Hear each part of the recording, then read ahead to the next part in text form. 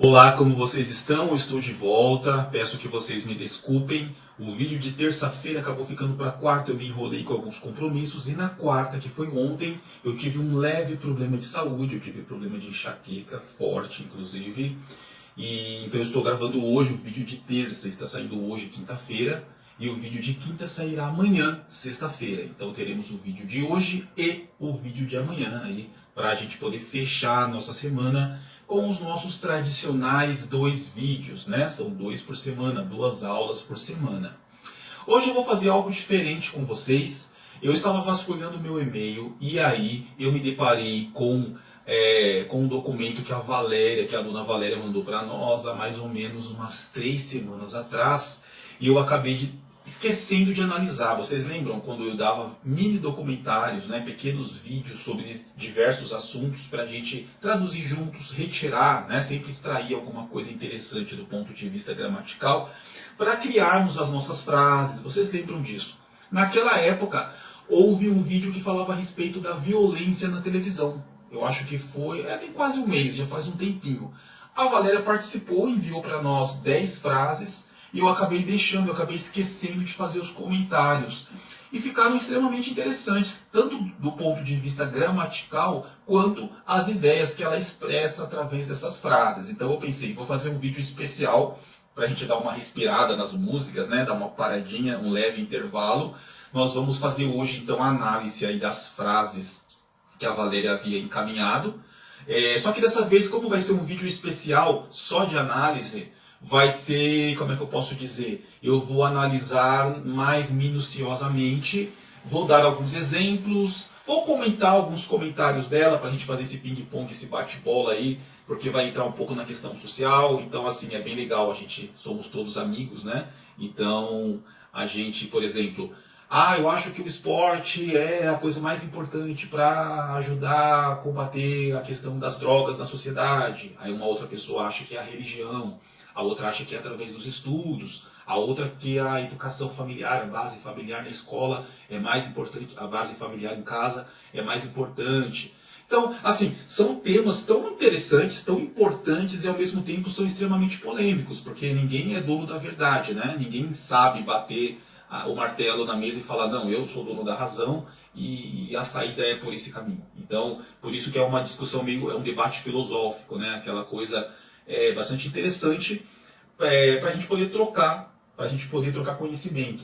E tudo isso, é claro, tendo sempre como foco a língua inglesa. Então, algumas frases eu vou ler, vou analisar gramaticalmente, vou complementar a opinião, né, se eu concordo ou se eu acho que, no meu ponto de vista, não é bem aquilo. E aí eu vou, após o meu complemento, após a minha opinião a respeito da opinião, após a minha participação no debate, eu continuo propondo mais alguma coisa em inglês, para a gente continuar com o nosso foco, né, com a nossa aula, que é a respeito da língua inglesa. Então a gente vai enriquecer o debate através das palavras em inglês, das frases, o que a gente pode usar para nos expressarmos, eu concordo, eu não concordo, como é que você fala isso em inglês, como é que você propõe um debate, como é que você expõe os seus pensamentos, né? Isso é importante, vocês são intermediários. Daqui para o final do ano, vocês vão ser avançados, olha só que responsabilidade. Então vocês já estão rumo à fluência e nada mais interessante para esse momento do que a gente criar o máximo de frases possíveis, usando o máximo de estruturas possíveis para a gente criar debates e criar um diálogo aí, criar um bate-papo aí, seja qual o assunto for. Hoje é a respeito da televisão, porque calhou desse e-mail que eu recebi da Valéria, esse PDF que eu recebi dela com as frases, era sobre esse assunto, tá? Mas poderia ser qualquer outro tipo de assunto aí, é sempre interessante. Sem mais delongas, vocês já têm aí na tela de vocês aí do computador ou do smartphone a primeira frase que a Valéria criou, que é o seguinte: Nowadays, I see the people most interested in increasing their material wealth and in this way despise the feelings of humanity and solidarity. Nós temos uma frase complexa, uma frase grande, uma frase que tem oração principal, oração subordinada, e nós temos uma pequena falha. A frase está maravilhosa, está quase perfeita. Vamos ver se vocês conseguem identificar onde está o erro dessa frase. Eu acho que alguns já conseguiram identificar. porque é um erro que vocês cometiam bastante, vira e mexe eu estava apontando aí, ajudando vocês em relação, poxa, olha só, você errou ali, olha só aquele detalhe, não se esqueça, em inglês é diferente. Então é uma coisa que a gente bateu bastante na tecla, mas é super natural errar, porque a gente é brasileiro, a nossa cultura é diferente em relação a esse assunto, e eu já vou falar para vocês qual é esse assunto, qual é esse erro. Bom, em primeiro lugar, deixa eu comentar uma coisa para vocês.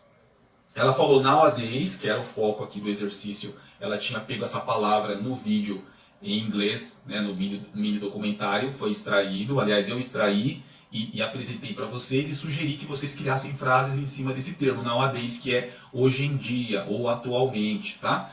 Então ela fala assim, nowadays I see the people.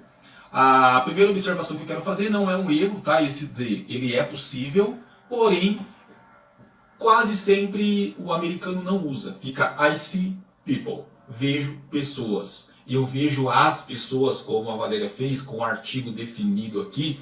É desnecessário. Não é errado, tá? Mas é desnecessário e normalmente eles falam I see people. Eles não usam muito artigo, tá? Então toda vez que você tiver um artigo que for opcional em português, opte por usar. Então em português também existem substâncias, existem matéria, não é matéria, existem momentos, vamos dizer assim, que você pode optar sim ou não em colocar o artigo, seja o artigo definido ou indefinido, ou mesmo pronome possessivo e artigo junto. Tem um monte de regra que o artigo ele é dispensável. Em português, mesmo quando ele é dispensável, a gente dá preferência em colocá-lo. Em inglês, ao contrário, quando você tem a opção, é melhor não colocá-lo. Normalmente eles prezam por limpar a frase o máximo possível, tá? Então, não deixa de ser, assim, não chega a estar errado, tá certo. Eu só estou dando essa dica. Então, nowadays, I see the people, ou people direto, sem o artigo, most interested in, interessados em, increasing, certíssimo até aí, their material wealth, suas riquezas materiais. And in this way, e dessa forma. Muito bem, agora nós temos o problema. Depois da palavra way, nós precisávamos do quê? Do pronome indicativo. Nós precisávamos do seguinte: dessa forma, elas quem? Essas pessoas que a Valéria está falando, dessas formas, elas desprezam os sentimentos de humanidade e solidariedade. Então, in this way, they despise the feelings of humanity and solidarity. Então precisava aqui do pronome pessoal, o pronome indicativo they. Porque em inglês não existe oração com sujeito oculto ou sujeito indeterminado, como existe em português. E aqui nós temos uma nova oração, nós temos o início de uma oração subordinada aqui, após o in this way. Vocês concordam comigo? Então seria necessário o uso aí do pronome. Tá? Então houve essa pequena falha, nada que atrapalhe a comunicação, nada que impediria um americano de entender a frase, mas só fica aí como dica para vocês não esquecerem essa questão. Às vezes uma frase ela tem 2 orações, ela tem 3 orações, ela vai subordinando novas ideias, que são novas orações que vão aparecer. E em inglês, toda subordinada vai ter que repetir, ou se for um outro sujeito, né, se for um outro pronome, você vai colocar novamente. Tá bom? Então, fica essa dica. Bom, eu vou fazer uma opinião sobre essa frase. A frase é boa, é um pensamento bastante recorrente na sociedade, eu concordo. A única dúvida que eu tenho é se há uma correlação. Eu estou agora estou dando a minha opinião sobre a frase, tá? Porque depois que eu der a minha opinião, eu vou propor uma frase em inglês que vocês vão entender, porque eu estou dando a minha opinião para preparar vocês para esse outro momento. Bom, essa frase é muito legal. Eu acho que faz todo sentido. Eu só me pergunto se há uma relação entre riqueza e humanidade. Porque, quanto mais uma pessoa... Tipo assim, essa frase mesmo, né? Que fala assim: hoje em dia eu vejo as pessoas mais interessadas em aumentar a sua riqueza material e dessa forma elas desprezam os sentimentos de humanidade e solidariedade. Legal. Há essa correlação? Ou será que aquele cara que é rico e é egoísta, mesmo que ele fosse pobre, ele seria egoísta? Tá nele. E aquele cara que é pobre, independente de ele ser pobre ou não, ele vai ser humanitário ou vai ser egoísta. Enfim, é uma semente que está no DNA dele, independente de ele ser rico ou ser pobre, ele vai manifestar aquela falta de caráter ou aquela virtude. E o ter dinheiro ou não é apenas um detalhe que vai acentuar mais isso, vai colocar isso no ventilador e mostrar isso de forma mais nítida, vai gerar um contraste maior. Será que o ter dinheiro modifica o caráter de uma pessoa? Então aí eu já entrei no campo da filosofia, né? É a única pergunta que eu tenho e eu não tenho uma resposta para isso. Eu gostaria de saber se, na opinião de vocês, há uma correlação entre riqueza e humanidade, ou não tem nada a ver, tem muita gente milionária também que ajuda todo mundo. O que vocês pensam a respeito disso? Eu não tô afirmando, eu tô perguntando, é uma curiosidade que eu tenho, tá? Uma curiosidade filosófica que eu tenho. Aproveitando a frase da Valéria, que é uma frase maravilhosa, eu tô agregando aí uma dúvida. E aproveitando, vamos pro inglês. Aproveitando que eu fiz essa pergunta para vocês, debaixo desse pensamento filosófico, is there a connection between richness and humanity? Então eu pergunto em inglês, há uma relação entre riqueza e humanidade? Quando eu aumento um, eu abaixo o outro, ou vice-versa, ou não há correlação? Vamos lá de novo em inglês? Is there a connection between richness and humanity? Yes or not? Do you agree or do you disagree? Do you agree 50%, 90%, 30%, or do you completely agree or completely disagree? E aí, qual que é a sua opinião? Difícil, hein? Essa pergunta é difícil. Vamos lá. É difícil que eu falo do ponto de vista filosófico, não do exercício. O exercício é fácil, mas filosoficamente é difícil. Número 2. A segunda frase, I'm really concerned about the spread of violence on TV and computer games. Frase também interessante, frase também a se pensar. Eu vou fazer uma observação aqui nessa frase. Concerned about, está corretíssimo. Também existe concerned with e existe concerned by, mas não é muito usado. Então usem da forma como a Valéria utilizou, porque ela foi muito feliz em fazer essa escolha, tá? O about aqui está perfeito. Frase 3. I think there should be more job opportunities for older people, because they have quite experience. Muito bem, concordo com a Valéria. Eu acho que poderia haver mais oportunidade de emprego para pessoas mais velhas, porque elas são muito experientes. Então, inclusive, logo logo eu vou me enquadrar entre esses tiozinhos aí, e eu espero que haja oportunidades de emprego para mim. Não sou tão velho, mas quando você completa 40 anos, você vê o tempo passar assim, ó, tão depressa, e acontece, faz parte, né? Eu quero alertá-los o seguinte, eu vou fazer essa frase, está perfeita do ponto de vista gramatical, não tem nada para corrigir. Eu só quero falar para vocês uma coisa interessante. A palavra experience, ela é substantivo, ela é experiência, foi como a Valéria usou como substantivo. Mas ela também é verbo. Então você pode falar assim, I'm very experienced in pananã, pananã, pananã. Então, eu tenho muita experiência em surfar, eu sou muito experiente com comunicação, tá? Então, I'm experienced. Ou I'm very experienced. Então você pega essa palavra e verbaliza ela. É um substantivo que serve como verbo também. Isso ajuda pra caramba. Vamos à quarta frase. A minority's arrogance and selfishness might cause serious damage to a society. Então a arrogância, segundo a Valéria, e o egoísmo de uma minoria pode causar sérios danos à sociedade. Frase perfeita para a gente fazer um cartaz assim e colocar na frente do Congresso e um outro na frente do STF. Vamos à frase 5. Excessive consumption of alcohol, drink and cigarettes can lead to death. Consumo excessivo de álcool e de bebidas alcoólicas, bebidas alcoólicas e cigarros podem levar à morte. Lead. Você já ouviu a palavra líder? Com certeza, né? Então, a palavra líder, que é chefe, né? Que é o supervisor, é o cara que manda em você. Ou se você é líder, você que é você que comanda. A palavra líder é uma abrasileiração de líder. Tá? Líder com EA, que é da origem da palavra. E significa aquele que conduz. Por isso que a gente fala, fulano é meu líder, ou seja, ele é o seu mentor, é ele que conduz, é ele quem chefia a sessão que você trabalha, ou na igreja, no clube, sei lá, onde você vai, qualquer Enfim, tudo tem uma liderança, né? Então, líder é aquele que conduz alguém por algum caminho. E é a derivação da palavra lead, que é conduzir, que é exatamente do verbo líder, né? Que é exatamente como a Valéria usou. Leva, ou seja, conduz, né? Cigarros e o álcool, etc. Poderemos colocar drugs no meio, né? As drogas a gente pode colocar aqui. Lead, ou seja, conduz à morte. Lead como verbo, conduzir. Líder é a derivação desse verbo se tornando substantivo, que é o nome de uma função. Concordam? Então, líder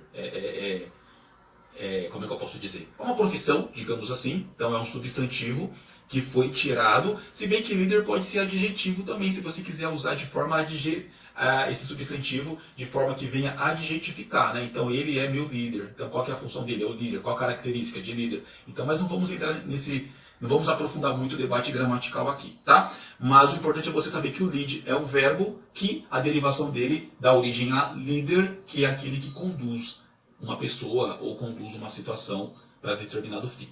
Essa observação.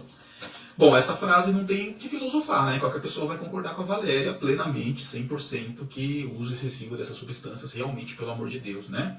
Número 6. I know that even at a distance, we can always count on each other. Eu sei que mesmo à distância nós podemos sempre contar um com o outro.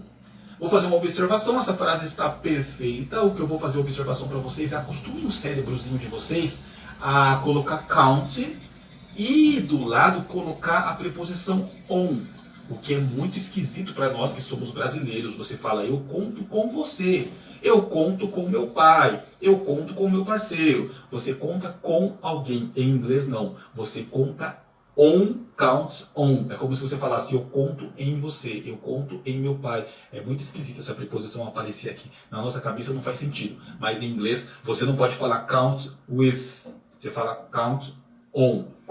Uma outra observação é o each other, que vai aparecer aqui, tá? O each other é uma coisa que um faz ao outro. Em inglês não existem verbos reflexivos. Então você é obrigado às vezes a colocar o each other. Isso é muito interessante, né? Isso é muito esquisito. Por exemplo, eles se beijaram. Em português você coloca o verbo beijar e põe o se. Se coloca no reflexivo. Eles se beijaram, um beijaram ao outro. Eles se mataram. Imagina aqueles filmes de bang bang, né? Tem aqueles duelos. Então, às vezes acontece dos dois atirar ao mesmo tempo e cair morto. Então, assim, eles se mataram, um matou o outro. Em inglês não existe esse se. Não existe verbos reflexivos. Então, você vai usar o each other. Vai ficar, por exemplo, eles se beijaram.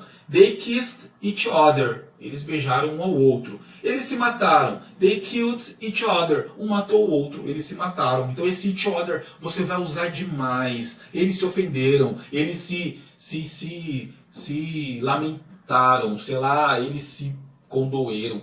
Eu não sei. Toda vez que você quiser dizer que esse fez algo para esse e ao mesmo tempo recebeu a ação desse, ou seja, houve uma troca de ação, troca de soco, troca de beijo, troca de xingamento, troca de elogios, seja lá o que for. O each other vai estar aí disponível para você. Muito importante mesmo.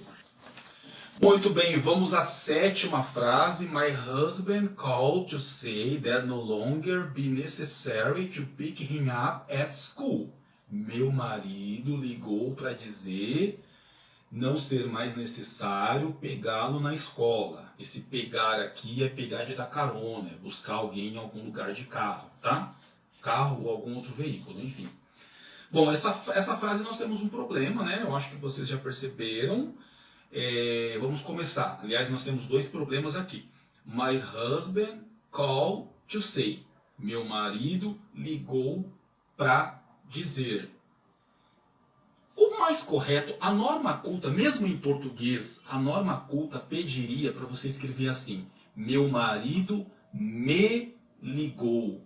Porque quem liga, liga para alguém. Ligar é um verbo transitivo direto. Direto porque não precisa de preposição. Lembram dessa regra? Então, mesmo em português, seria meu marido me ligou. Em inglês vai ficar assim: my husband called me.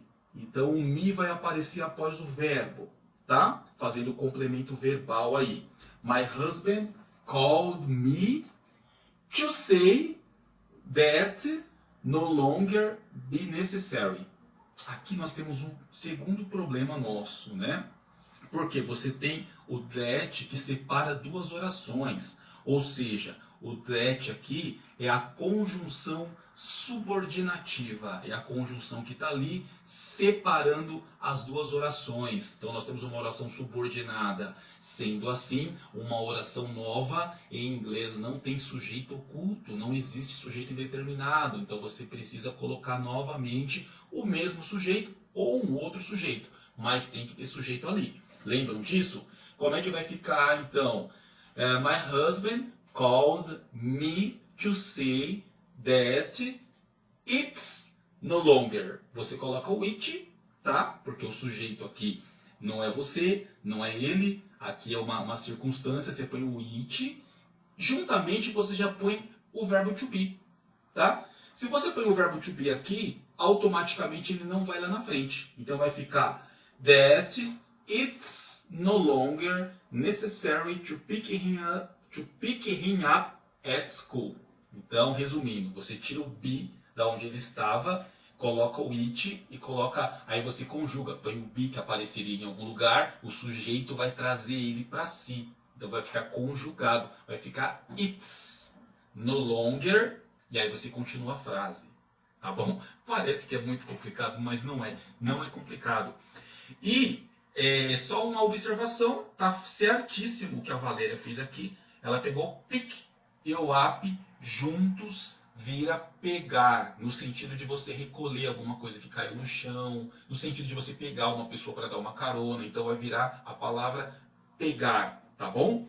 O pick junto com up. Por isso que existe o termo picape, quando você compra aquele carro grande, off-road, comprei uma picape, porque é um carro grande que normalmente você usa para dar carona, para levar alguém a algum lugar, para pegar um objeto. Ele não serve para fazer mudança, porque não cabe uma geladeira lá dentro. Mas dá para carregar muito mais coisa do que você carregaria num carro comum, né? Num carro tradicional, num carro popular. Então por isso que existe o termo picape, tá bom? Só uma curiosidade aí. E a Valéria foi muito sábia, muito esperta quando ela pegou o sujeito principal dessa segunda oração aqui e colocou predicado, na verdade, né? Que é o marido dela, que é o marido. A palavra marido está expressa aqui através do pronome him. Ela pegou o him e separou o phrasal verb. O pick up, que normalmente fica juntos, quando tem um sujeito, quando tem um predicado, quando tem uma pessoa, tem um pronome, essa pessoa vai no meio do phrasal verb, normalmente, tá? Por via de regra. Então vai ficar pick him up. Vamos à frase 8, tá acabando, hein? Tá acabando. Regrettably, domestic violence is quite common in today's world. A frase está perfeita. Eu só vou avisá-los. Tem palavras que existem, mas a gente não usa no dia a dia. Em inglês é a mesma coisa, tá? Quando você for falar infelizmente, lamentavelmente, procura usar unfortunately, que é um pouco menos difícil de falar, unfortunately, viu? Não é tão difícil. E é mais fácil você ouvir o americano falar. Então é uma palavra bastante usada, o britânico, enfim, os falantes de língua inglesa, quando eles querem se lamentar sobre alguma coisa, eles usam unfortunately. E quando eles querem comemorar, fortunately. Então, unfortunately, fortunately. É muito mais usual do que essa palavra aqui. Eu não vou usar. Eu vou ser bem sincero, eu nunca vi essa palavra. Eu já tinha visto regret, que é lamento, né? Que é você se lamentar por alguma coisa. Mas quando eu vi a terminação able, eu já logo saquei. Foi adverbiado essa palavra. Eu pensei, meu Deus do céu, que loucura. Será que a aplicação prática disso é usada? E aí eu fui no Lingui para procurar algum contexto de algum texto, alguma coisa em inglês. De fato, isso existe, tá? Não está errado. Mas é aquele tipo de palavra bastante acadêmica, talvez o intelectual americano na universidade, talvez o filósofo americano, talvez, sei lá, sabe, aquela coisa, tem aquela carga de intelectualidade que com certeza o americano do dia a dia não usa essas palavras. Então, fica a dica aí para vocês, a frase tá perfeita, lamentavelmente a violência doméstica é bastante comum no mundo de hoje, né? No mundo de hoje em dia. Então a frase está perfeita, só faço aí essa observação para vocês. Do ponto de vista filosófico não há o que discordar também, né? Tá certíssimo. Penúltima frase. Nearly all films and TV series show scenes of violence. A frase está perfeita, parabéns.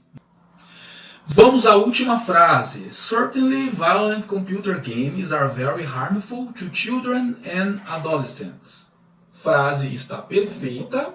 Eu só os aconselho a não usar essa palavra também para adolescente. Ela existe, provavelmente ela é usada no meio acadêmico, porque no dia a dia, nas ruas, em tudo quanto é lugar, nos filmes, seriados, desenhos animados, nos animes, nos mangás, nos HQs, toda a produção cultural popular americana e britânica, para se referir aos adolescentes, eles falam teenagers. Então a palavra teenager, ela é a mais aconselhável para você se referir aos adolescentes, tá bom? Então, de qualquer forma, a frase está correta, a frase está bastante, como é que eu posso dizer, cultural, né? Mas a palavra teenager é mais aconselhável, ela é a junção de teen com ager. Age tem a ver com era, então ager é alguém que está passando por uma fase, por uma era. E teen, que tem a ver com jovem, teenager. Por que teen? Já reparou que você está contando, né? 11, 12, 13, 13, 14, 14, 15, 15. Então aqueles cuja idade termina com teen são os teens. Então, teenagers. Aqueles que estão na idade de teen. Aí surgiu o termo teenager. Tudo bem que teenagers vai até, numerologicamente, vai até o 19. 19. Então começa no 13 e vai até o 19. Aí você me diz, mas com 19 anos não é mais adolescente. Então, mas eles costumam chamar os adolescentes de teenager.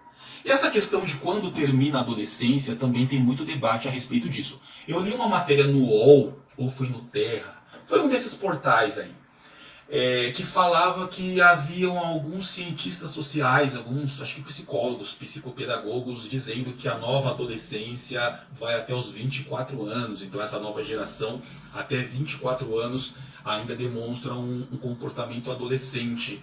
O que eu acho bastante preocupante, né? Porque a vida humana é muito curta. Então se uma pessoa caminhando para os 30 anos ainda se sente adolescente, imagina só o déficit que a gente vai ter de maturidade na sociedade, porque o adolescente ele é muito mais emoção do que razão. Então eu não quero trombar com um cara um marmanjo de quase 30 anos de idade, com barba na cara, que se comporta como um adolescente. Eu realmente, caso alguns de vocês tenham informação sobre isso, pesquise sobre isso, depois manda para nós aí no grupo o que vocês acham, o que vocês entendem como adolescência. Eu li essa matéria, e não é fake news, é uma matéria real, que há muitos pesquisadores, muitos estudiosos aí tentando elasticizar, se é que existe essa palavra, eu estou criando palavras, eu estou ficando doido. Eles estão tentando flexibilizar a adolescência. Então, desde que eu me entendo por gente, a adolescência vai até os 17, né? Mas agora parece que vai mudar, parece que a adolescência vai dar uma esticada. Bom, polêmicas à parte, vou encerrando por aqui. Foi uma ótima aula, eu espero que vocês tenham gostado, eu espero ter sido elucidativo. Eu quero parabenizar a Valéria aí pelas frases, por ter encaminhado as frases, por estar participando de praticamente todos os exercícios propostos. E eu gostaria de contar com todos vocês, é uma delícia fazer isso daqui. E eu quero ajudá-los. Então, de repente, a aula de hoje está um pouquinho acima, poxa, foi um pouco difícil, teve algum momento que eu não entendi. Mandem as dúvidas que eu vou tirar dúvida.